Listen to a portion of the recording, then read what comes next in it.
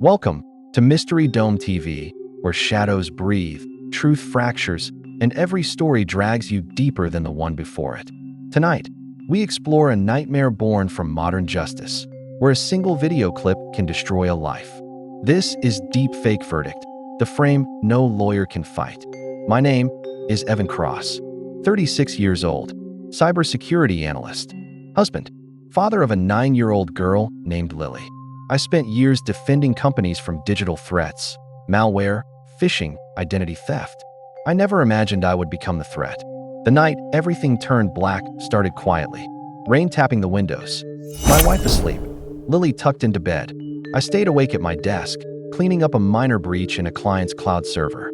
A normal night, until my phone vibrated with a message from an unknown number. A single line of text: "You commit your crime at 2:13 a.m. I frowned. It was 1:56. Another message arrived. A video file. Against my better judgment. I tapped it. My heart stopped.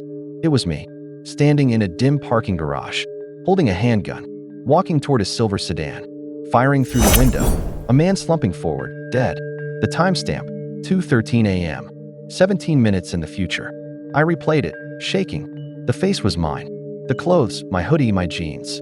The walk, the posture, the scar on my wrist from when I fell into a fence at 12 years old. And the voice, my voice whispering, "You never should have talked." I scrambled to check the metadata. It was real, or designed to be. A perfect deepfake. I deleted the video, but it reappeared instantly in every folder. Cloud, gallery, even the hidden vault I never used. My phone buzzed again. History will match the footage. Evidence will follow. You cannot run. Suddenly my laptop shut down. My router clicked. My digital life collapsed in seconds, controlled by an unseen hand. Then came the distant wail of sirens. I ran to the window. 3 police cruisers were pulling onto my street. My first instinct was to wake my wife, but fear glued my tongue to the roof of my mouth. She couldn't see that video. No one could. Not until I proved it was fake. I grabbed my jacket and slipped out the back door before the police reached the front. Cold rain hammered my face as I sprinted toward my car. My phone vibrated again. Another message. "The warrant is already active. They have probable cause. Do not resist." I fought the urge to smash the phone. I needed it. Needed to understand how someone had recreated my voice, my movements, my DNA-level likeness. But the real question wasn't how they did it. It was why. I drove into the night, lungs tight, heart strangled by panic. Every traffic light flashed red like a warning. Every shadow felt like an accusation. I knew deepfakes. I'd studied them, tracked them, lectured companies about them. But this was beyond any known technology. The detail, the precision, the predictive timestamp. Someone hadn't fabricated my past. They had fabricated my future. I pulled into an abandoned service station and tried to catch my breath. My reflection in the mirror above the sink looked like a stranger, eyes wide, drenched hair, trembling hands. My phone buzzed again. A new video. I opened it. This time, I was sitting in a police interrogation room, hands cuffed, face bruised. A detective slammed a folder on the table. "Confess," he said. My video self looked directly into the camera and replied, "I did it." I dropped the phone. My legs nearly gave out. Someone wasn't framing me. Someone was rewriting my entire life story. I rushed back to the car, brain spiraling for solutions. I needed to call someone. A friend, a lawyer, anyone. But when I dialed my closest friend, Mark, the line connected and a voice answered. My voice. "Don't call here again." The copy of me growled. "Stay away from my family." He hung up. My breath stopped. My digital identity wasn't stolen. It was replaced. A new message arrived. "You have 1 hour until your crime becomes reality. You must comply, or we will choose a new victim, your wife." My vision blurred. Someone wanted me to commit the murder in the video, or they would make the deepfake version of me kill someone else. I gripped the wheel and made a choice, a desperate one. I would hunt the sender, find the architect of this nightmare, and tear down whatever machine was orchestrating it. Because for the first time in my life, I understood what it meant to fear your own reflection. What if the video on your phone wasn't you? What if it showed you committing a crime you never did, but everyone believed it? For Evan Cross, a regular tech worker, this nightmare becomes his reality. One moment, he's a loving husband and father. The next, a deepfake video surfaces, framing him for a horrific crime. His wife, Claire, is terrified. His daughter, Lily, is at risk. The police, armed with undeniable video proof, see him as a monster. Hunted and alone, Evan races against the clock. He must uncover who is behind this digital frame job. The real culprit, a ghost in the machine named Caleb, operates from a forgotten data hub, twisting reality with a few keystrokes. As the police close in and the world turns against him, Evan's only hope is to expose the truth before the digital lies destroy his life forever. Will he clear his name, or will he become the first victim of a verdict no lawyer can fight? The rain grew heavier as I drove into the industrial district, blocks of abandoned warehouses lining the cracked streets. My phone guided me with a single message: come alone. Whoever controlled my life now wasn't hiding. They were calling me in like a puppet returning to its master. I followed the signal to an old telecommunications hub, one that had been shut down years ago. Broken windows, rusted satellite dishes, a faded sign reading, Redline Data Relay, no public access. The door creaked open as if waiting for me. Inside, darkness. I stepped forward. My footsteps echoed through the empty hall. My phone buzzed again and lit up the room with its glow. Another video. I stared at the screen, horrified. This time it showed my wife, crying on our living room floor, police surrounding her, body cam footage rolling. She kept saying my name, asking where I was, begging for someone to believe her. The officers whispered, "He's dangerous. He's unpredictable. He planned this. We need to find the daughter." I felt the world collapse.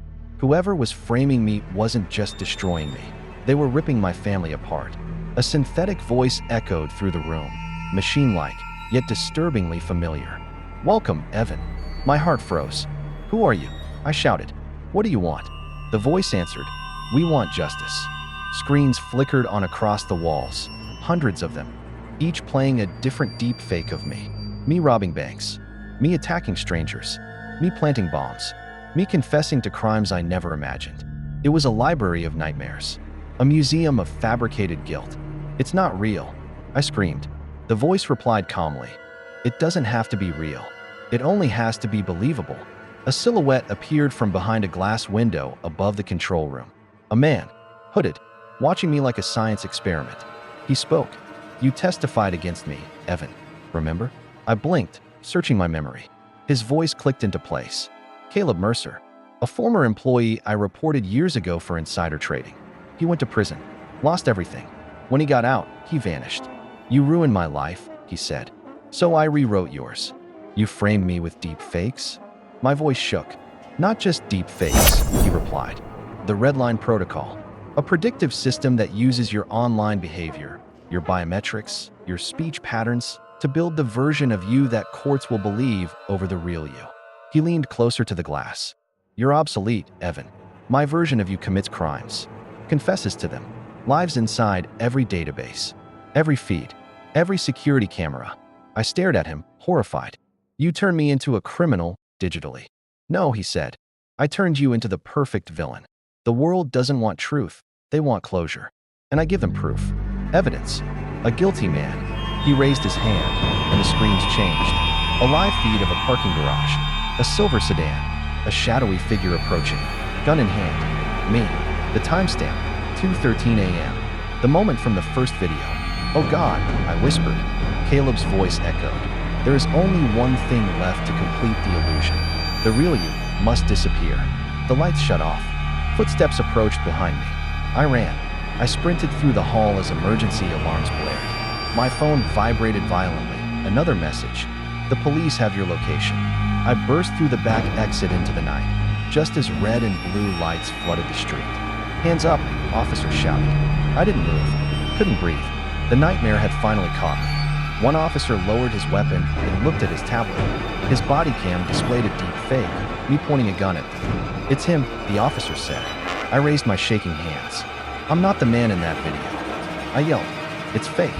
Everything is fake." They tackled me to the ground. Rain soaked my face as the cuffs locked around my wrists. The last thing I saw was Caleb standing at the warehouse doorway, smiling. My phone lay on the ground in front of me. A new message appeared on the cracked screen. "Verdict, guilty."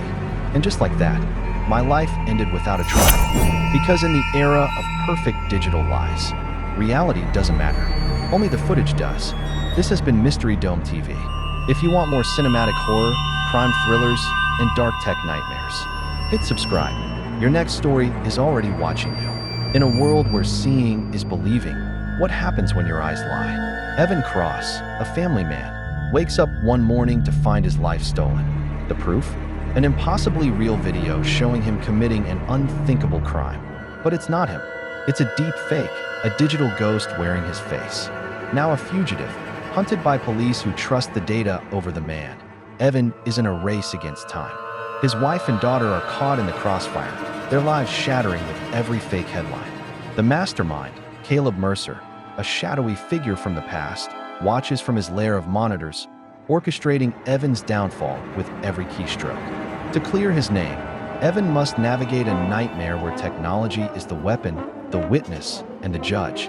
He has to unmask the real criminal before the digital lie becomes his permanent reality. This is the frame no lawyer can fight.